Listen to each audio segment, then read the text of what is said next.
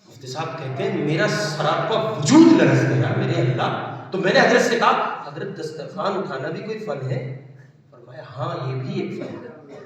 یہ بھی یہ محض حاجی جی ہو کے نہیں آنے کا. نمبردار، ٹھیکیدار، حاجی صاحب، امیدوار، ترقی یافتہ، دولت مند، ان بنیادوں پر نہیں آتا. یہ تو بقول حضرت شیخ کے بھائی بڑے پاپڑ بیلنے پڑتے ہیں تب جا کے کوئی بڑا بنتا ہے. تو حضرت مفتی شفیع صاحب رحمۃ اللہ علیہ نے کہا حضرت پھر تو میں سیکھنا چاہوں گا کہ یہ دسترخوان اٹھانا فن ہے تو کیسے اٹھے. تو حضرت نے فرمایا مفتی جی دیکھو یہ روٹی ہے نا اور اس کی جو یہ چھانس ہے. کہا جی ہاں. کہ میں اس سب کو سمیٹ کر جمع کروں گا، اکٹھی کروں گا اور یہاں میرے مکان کے برابر میں چیونٹیوں کے بل ہے لے جا کے وہاں ڈال دوں گا. یہ دیوبند کے علماء کی صف کا ایک بڑا عالم دین ہے. اللہ کی مخلوق چیونٹی کا خیال کر رہا ہے. ہم تو گھوا کا مارتے ہیں کتے کو ڈنڈا ایسا مارا غریب کے سر پر جانے. خدا کی مخلوق سے محبت نہ ہو اور خدا کے قرب کے حصول میں لگے کیا اپنے آپ کو انسان سمجھتے ہیں. دوسری بات حضرت نے فرمایا، حضرت نے کہا مفتی جی یہ ہڈی ہے نا یہ ہڈی. کہ ہاں جی حضرت.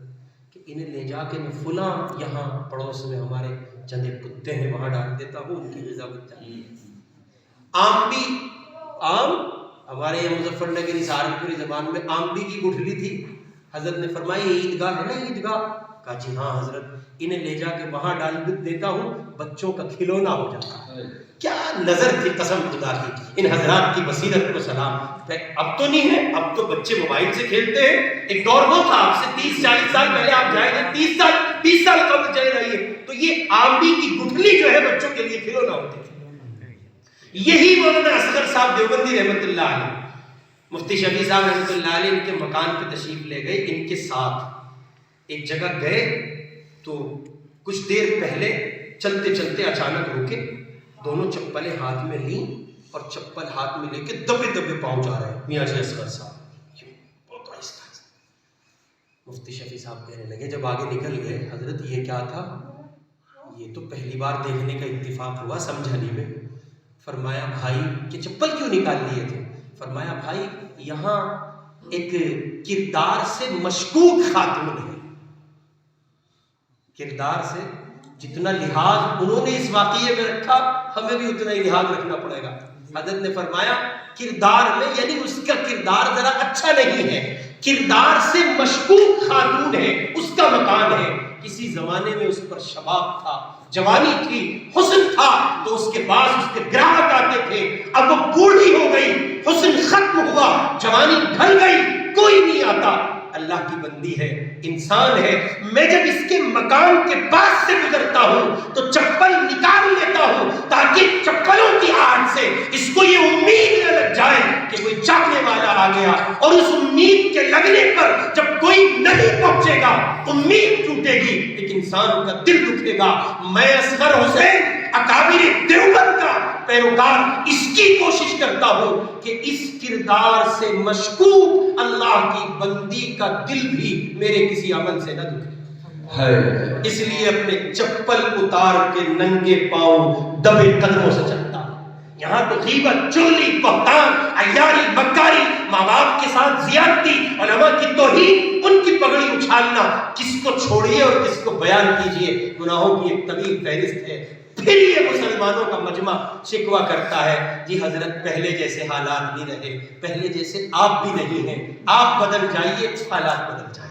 بہت سمپل سا فارمولا ہے. آمنوا علیکم انفسکم، اپنی ذات کی فکر کیجئے، خود کو فراموش نہ کیجئے، خود پر محنت کیجئے، اپنے آپ کو بنا لیجئے. آپ بن گئے، زمانہ بن گیا. آپ کی ذات میں ایک دنیا چھپی ہے، آپ کی ذات میں ایک کائنات چھپی ہے جس میں ہزاروں انسان آپ کی سوچ کا، فکر کا، سمجھ کا حصہ ہے، آپ کی محبتوں کا حصہ ہے. آپ بدل جاتے ہیں تو آپ کے اندر چھپے ہوئے وہ ہزاروں لاکھوں انسانوں کا مجمع سنور جاتا ہے. جب آپ سنور گئے تو پھر وہ سنور جائیں گے. کنیکٹیویٹی ہے، چراغ سے چراغ جلاتا ہے نا، اس کا نظام ہے، حالات بدل جاتے ہیں. اپنی ذات کو فراموش نہ کیجیے اور اس کے لیے 3 بنیادی کام کیجیے. 3 بنیادی کام. پہلا کام یہ ہے کہ اس پر غور کیجئے آپ آج تک کہاں تھے۔ یہ ہمارے یہاں تصوف کی اصطلاح میں محاسبے کا لفظ استعمال ہوتا ہے۔ اپنا احتساب کیجئے، یہ طے کیجئے کہ آپ آج تک کہاں تھے، کیا آپ کے اندر ہے اور کیا آپ کے اندر نہیں ہے۔ گروپ بناتے ہیں لوگ واٹس ایپ پر، اس پہ گھنٹوں غیبتیں ہوتی ہیں، اس کی خبریں پھر لوگ شائع کرتے ہیں۔ مجھے بر وقت یاد آئی تو کہہ رہا ہوں، پھر شائع کرتے ہیں اور شائع کر کے کہتے ہیں بہت معتبر ذرائع سے پتہ چلا ہے، یہ خبر تو جھوٹی ہو ہی نہیں سکتی۔ عبداللہ ابن مبارک علیہ الرحمہ جو امام اعظم ابو حنیفہ کے شاگرد ہے اور بخاری کے استاد ہے، 50,000 لوگوں کو ایک وقت میں حدیث پڑھاتے ہیں، اتنا بڑا محدث ہے۔ کسی نے آ کے کوئی بات نقل کی کسی کے لیے تو حضرت نے کہا یہ جھوٹ ہے، کہا حضرت بہت معتبر، ایسے لوگ ہر زمانے میں ملیں گے آپ کو، ایسے آئٹم ہر جگہ ملیں گے آپ کو۔ حضرت بہت معتبر ذریعہ تھا جس نے بتائی نہایت سچا۔ عبداللہ ابن مبارک نے ایسی تلوار ماری ہے، بندے کی گردن صاف کر دی ہے، معاملہ اور قصہ ہی ختم کر دیا، بہت کام کا نقطہ۔ عبداللہ ابن مبارک نے کہا اگر معتبر ہوتا تو غیبت نہ کرتا، اس کے غیر معتبر ہونے کے لیے اتنا کافی ہے کہ اس نے اس بات کو آگے بڑھا دیا۔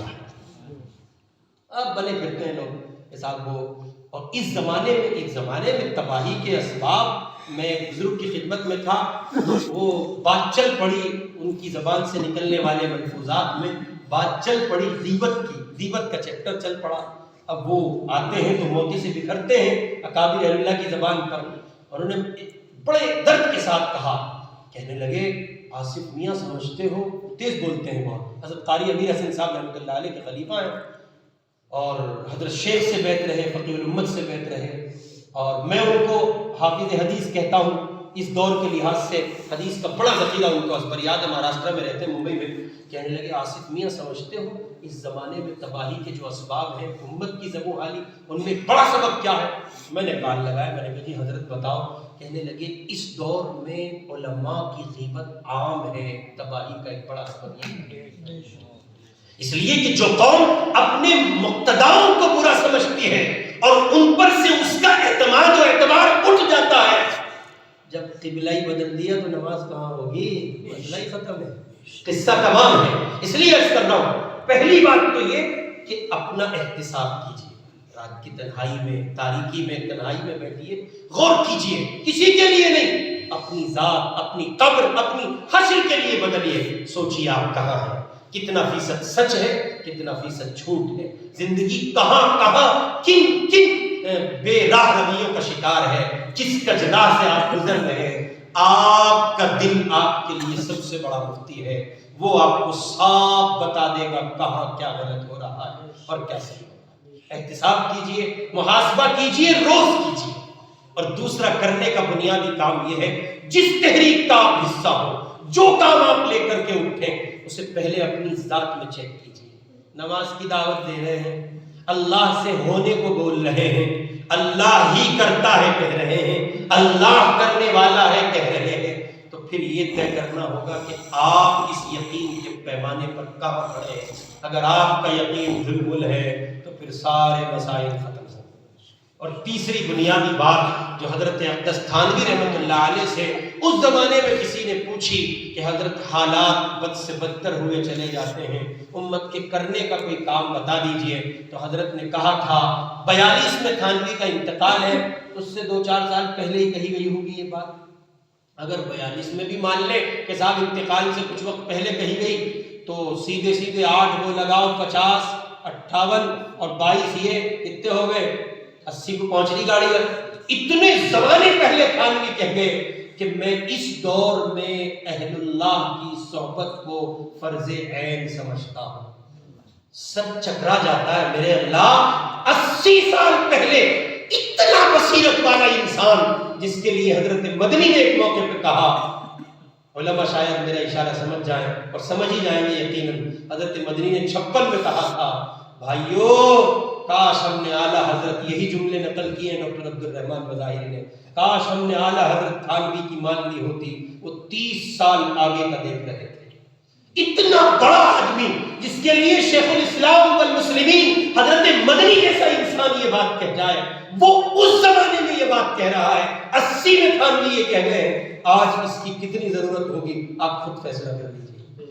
بعض لوگ کہیں جی یہ بیت ہونا ضروری نہ، دوا لینی ضروری تھوڑی، بخار میں تڑپ کر چل جائے گا بیڈ میں جائیے پتہ نہیں، جی بیت ہونا ضروری تھوڑی ہے۔ بعض لوگ مذاق بناتے ہیں مشائخ کی مجلس کا۔ ایک جگہ ذکر کی مجلس ہوئی کسی شیخ کی، تو وہاں کچھ لوگوں نے کہا جی کیا کریں، گردن سے دے مارے، کیا کریں، اللہ اللہ کی ضرورت۔ میرے بھائی یہ جملے تو ان لوگوں کے لیے نازیبا ہیں کہ جو کام خلاف شرع ہو، ایک مومن کی زبان سے یہ جملے زیب دیتے ہیں۔ آپ تو ایک ایسے امر کے لیے، ایک ایسے حکم کے لیے ایلیگیشن لگا رہے ہیں، الزام لگا رہے ہیں جو سنت سے، قرآن سے ثابت، حدیث سے ثابت ہے، اور آپ اس پورے شعبے کو کہیے کہ متون کر رہے ہیں۔ کس قدر زیادتی کی بات ہے۔ بعض لوگ اس قدر کج فہمی کا شکار ہیں کہ جی وہ بیت ضروری ہے۔ بعض لوگ ناسمجھی میں پوچھتے ہیں جی بیت ہونا چاہیے، بہت ضروری ہے، سر پہ باپ کا سایہ جتنا ضروری ہے اتنا سر پہ شیخ کا سایہ ضروری ہے۔ بقول ہمارے حضرت حکیم اختر صاحب رحمۃ اللہ علیہ کے، دور بیٹھا کوئی دعائیں دیتا ہے، میں ڈوبتا ہوں سمندر اچھال دیتا ہے۔ جس کے سر پہ کوئی سایہ نہیں ہوتا پھر اس کا شیخ، اس کا مربی، اس کا مرشد، اس کا رہبر شیطان ہوا کرتا ہے، جس کا رہبر کوئی نہیں ہوتا۔ اس لیے تیسرا اور بنیادی کام یہ ہے کرنے کا کہ آپ کسی شیخ سے منسلک ہو، اور آپ کے یہاں میں سمجھتا ہوں علماء اور صلحاء کی جتنی بڑی تعداد ہے تو آپ کو یقیناً کوئی نہ کوئی مل جائے گا۔ بعض لوگوں کو ایک بڑی خام خیالی ہے، عجیب پہلے جیسے اللہ والے نہیں ملتے۔ مولانا سجاد صاحب ایک مرتبہ مجلس میں فرما رہے تھے بڑے غصے میں، کہنے لگے ایسے ہی تو حسن بصری ہے جو تجھے عمر ابن خطاب کی ضرورت ہے؟ بھئی جیسا تو ہے ویسے تیرے پیر ہیں آج کے دور کے، بھئی جیسے ہم ہیں ویسے مشائخ ہیں، ہم ہی میں سے تو مشائخ نکل کے آئے۔